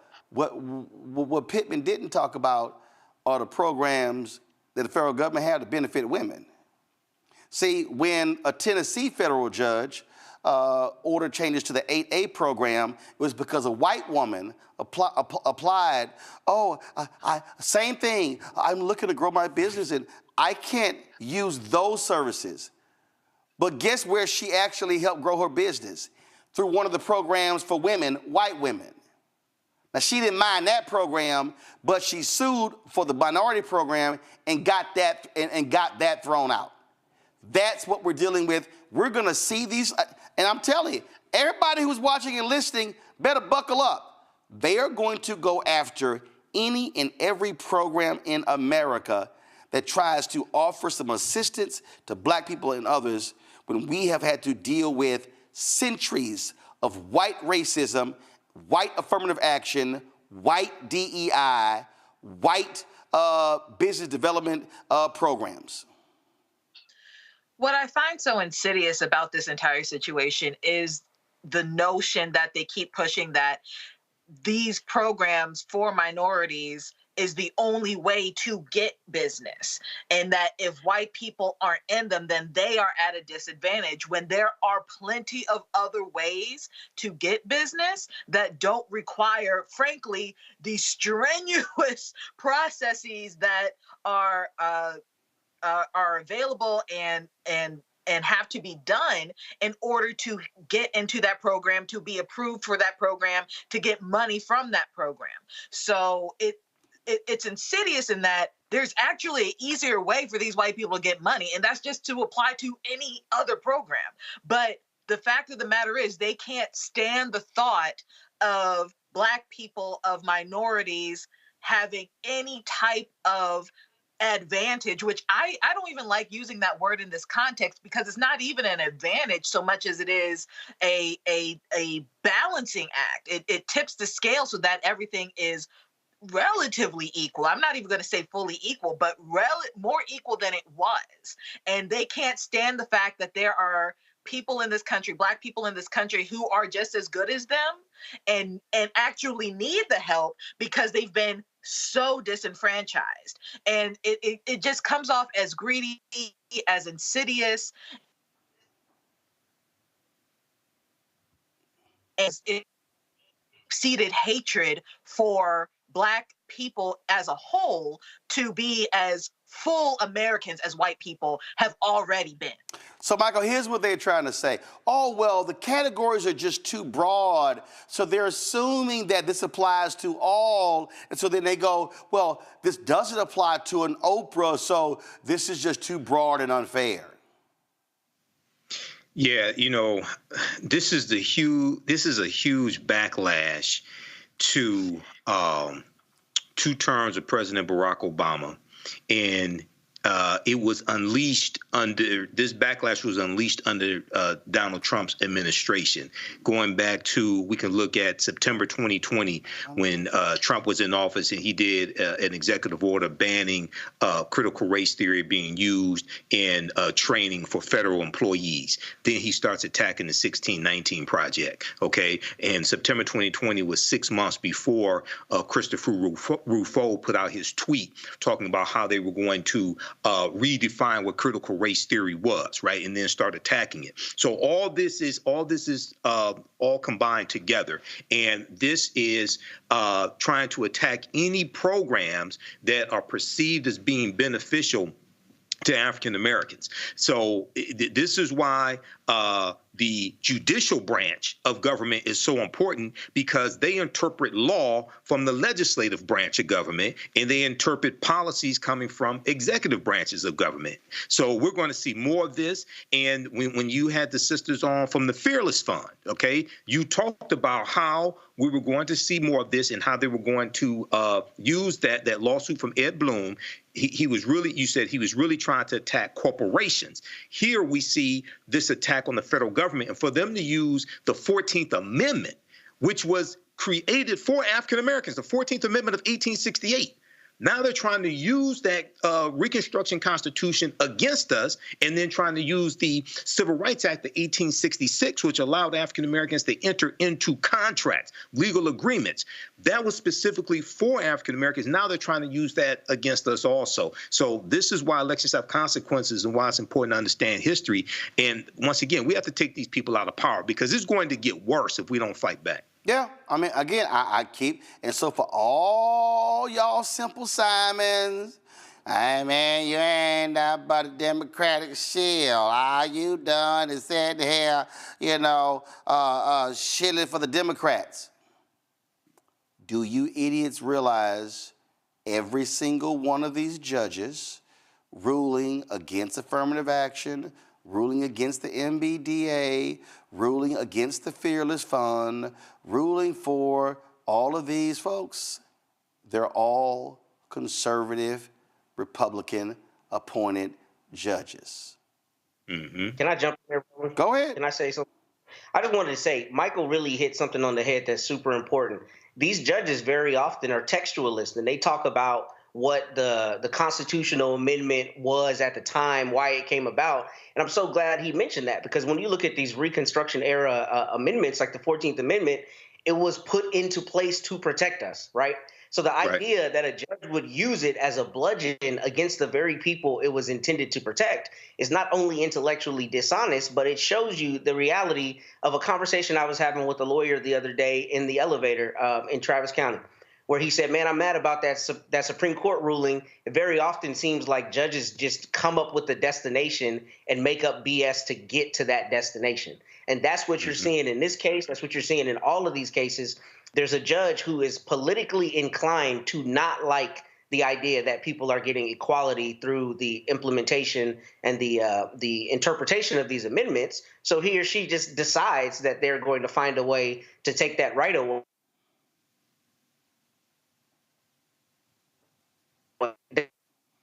cases. People don't realize it, but it's intellectually dishonest if your whole ideology is textualism, because the 14th Amendment came about to protect the very people it was used as a bludgeon against in this order.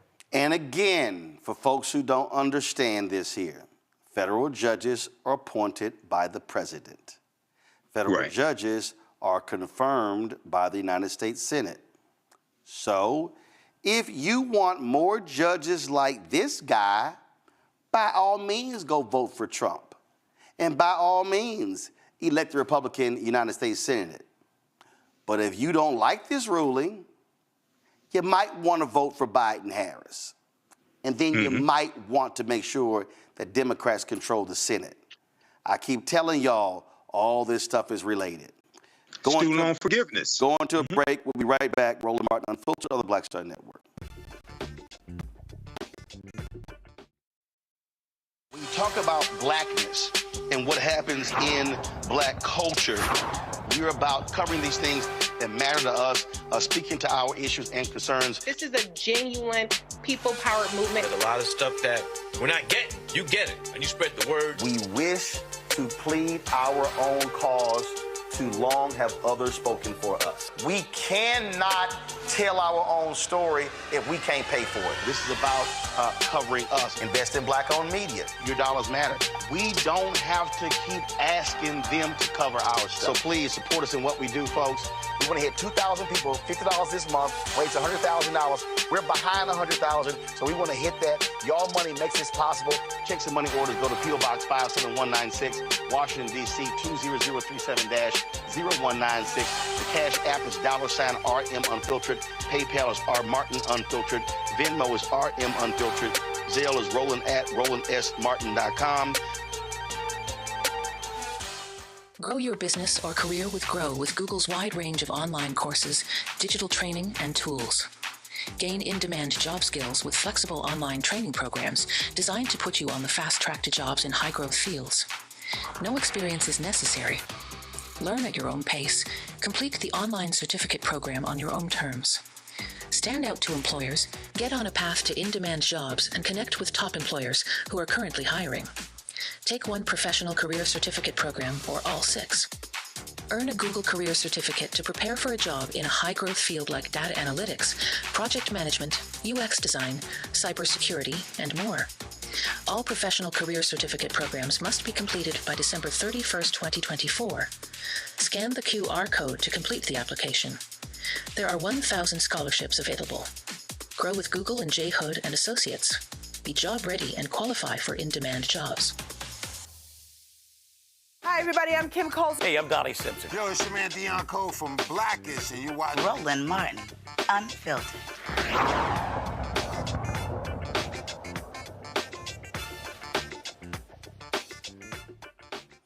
All right, fam, I saw a couple of great videos that I thought, you know what, I might as well share with Michael, Matt, and Kelly on this Friday before the weekend. And so, check this one out. What is your favorite word? Rural. What is your least favorite word? Unvarnished. What turns you on? Putin's brutal aggression in Europe. What turns you off? Bidenomics. What sound or noise do you love? Or what sound or noise do you hate?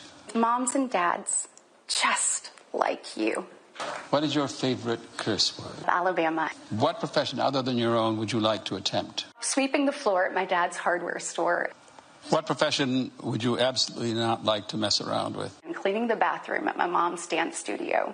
And if heaven exists, what would you like to hear God say when you arrive at the pearly gates? Are you better off now than you were 3 years ago? What is your favorite word? Rural. What is your least favorite word? Unvarnished. Oh, you know, I had to have a little fun with that one. Also, Kelly actually might like this one. Go. Imagined what my story would entail. To think about what the American dream can do across just one generation, in just one lifetime. It's truly breathtaking. But right now, the American dream has turned into a nightmare. I I never could have imagined what my story. All right, let's come on. Sorry, y'all. So that was pretty good one here. I thought this one also was pretty good. As two mommies, I have to send my kids to school where there are books that aren't the Bible. How can I explain this to my children, Bridgestone and Esther? Y'all, as a mom, I have dinner on the stove. Shit, I forgot. This will be just a second. Innocent people. All right, I saw one more, which I thought was pretty funny. Here we go. So I can't wear shoes. My feet are freezing. They said I have to be barefoot. Okay. I think it'd be easier if we did this in my office, where I work. I'm a senator, I could do it in the office. No, we have to do it in the kitchen. You want my husband to do it in the office, but my husband's, I'm the senator, he's not, I'm the, no, okay, yeah. No, I love this line about empty seats at the kitchen table. I really can't believe they're gonna let me talk about gun violence. Oh, it's not about guns, it's about illegal immigrants. Okay, is that a bigger problem than guns now? I'm so confused. No, okay. But I just couldn't let go of it, Kelly. The Handmaid's Tale one is officially my favorite. Her name is now of Mitchell. If you don't understand that reference, I can't help you because it's going to take way too long for me to give you the full story of how that is related to the Handmaid's Tale. But her name is now of Mitchell. That was just a very weird response to a State of the Union address. It was just weird. And in fact, this was Speaker Mike Johnson as he watched Senator Britt deliver her speech.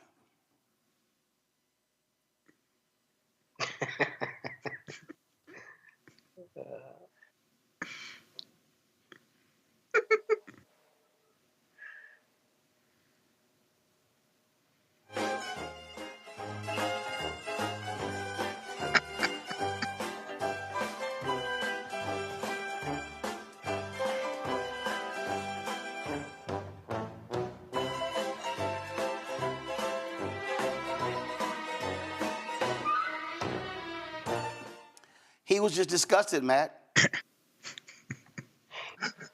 As was I, watching Katie Britt and watching him back there trying to make himself frown on half of it. And then when he clapped, he tried to act like he wasn't clapping, kind of a little bit. It's all pageantry, man. But that Katie Britt mashup was hilarious. And the woman that said Bridgestone and Esther took me smooth out of here. That's too funny. Bridgestone, yeah, her kids' names are like Ridgeway and something, but Bridgestone and Esther just took me clean out of here, man. That's hilarious. Oh man. I will. Here's the last one, Michael. Good evening. I am a United States Senator coming to you from my kitchen, where women really belong. I've got to talk to you about Joe Biden. That speech that we just saw was such a performance. And I don't know about you, but I am sick of performances by politicians because I am just like you. And that's why I'm at my kitchen table. This is where I do my most important and favoriteest job in the world. Being a mom to my daughter biblically and my son Bridgerton. The other day, I took my kids to the playground because I'm a really good mom. And there was a rogue chihuahua that came up and started barking at my kids and terrified them. And I'm pretty sure that this chihuahua wasn't illegal because of Joe Biden's America. I am so worried sick that my daughter is going to grow up one day and have the right to choose. Do you really want to live in a world where our kids have to learn that the Civil War was about slavery? It's just not white. I mean, it's not right. Ask yourself, are you better off today than you were 3 years ago in the middle of a global pandemic where thousands of our loved ones were dying every day? Huh? Is my cross visible? Okay. Michael? Good evening. Well, first of all, okay, number one, I thought about Handmaid's Tale, Handmaid's Tale, whatever the hell it's called. I don't watch the show, but I've seen enough about it to know that's what that looked like. Okay, number one. Number two, Katie Britt asked, are you better off today? That's one of my notes here. Are you better off today than you were 3 years ago? You mean 2021 during COVID? Hell yes, we're better off today than we were 3 years ago. That backfired on her dumb ass. She didn't think that one. She did not think that one through. Okay, of course we're better off today. And it was Joe Biden that saved America, and Kamala Harris that saved America, and got us out of COVID, and got the schools open back up. Okay, when Republicans were saying open the schools, it was the Democrats who funded opening the schools with the $1.9 trillion American Rescue Plan. So, I'm so glad America got to see two of the dumbest Republicans, Marjorie Taylor Greene, who could be Donald Trump's vice president nomination. Okay, Marjorie Taylor Greene and Katie Britt. America, you have a choice. Okay. You can go with stupid ass people like this who are just today. Donald Trump was meeting with Viktor Orban of Hungary, okay, a dictator. You can go down the road of authoritarianism, or we can continue to save America, make it much better, okay, not great, but much better with Biden and Harris. So, and also in the YouTube chat, shout out to Deetta Pie, who said Michael slimmed down. Yes, I've lost 35 pounds. Thanks for recognizing Deetta. Probably eating Katie Britt chicken. Probably lost to eating Katie Britt chicken. Oh, no, I'm a vegetarian.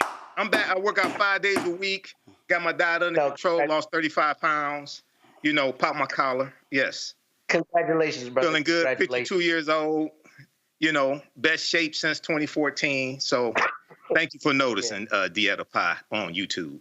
Are you done? Yeah, thanks, Roland. Yeah, I'm done. I think that's all my notes. Yeah, but it looked like a hostage video that Katie Britt did, like I said. I'm just checking. I mean, since you just... Hey, I'm trying to represent for Phi Beta Sigma, looking smooth. Hey, brotherhood, scholarship, and service. Anybody else want to reveal their workout plans? Anybody I do Insanity, Sean T. Insanity, 5 days a week, and lift weights. Yep, so it works. Insanity Max Cardio. You ask about workout plans, I do want to say that Crunch Fitness has a new black president, a friend of mine from Howard University. Shout out to Shaquan Lewis, young brother doing big things. That's good. Okay, so Ellie, you want to shout anybody out? Since, I don't know what the hell part of the show this is, but, anybody. It's a new segment.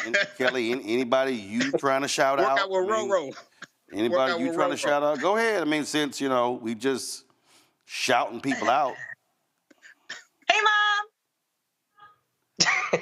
Well, this is in your chat. No, this is on your YouTube channel, Roland. I'm in your YouTube. I'm in the chat on your YouTube channel. I'm hyping you up. And Roland been frying people. And hit the like button, everybody on YouTube. Hit the like button. This man fried all day. Y'all done? Y'all done? I guess so.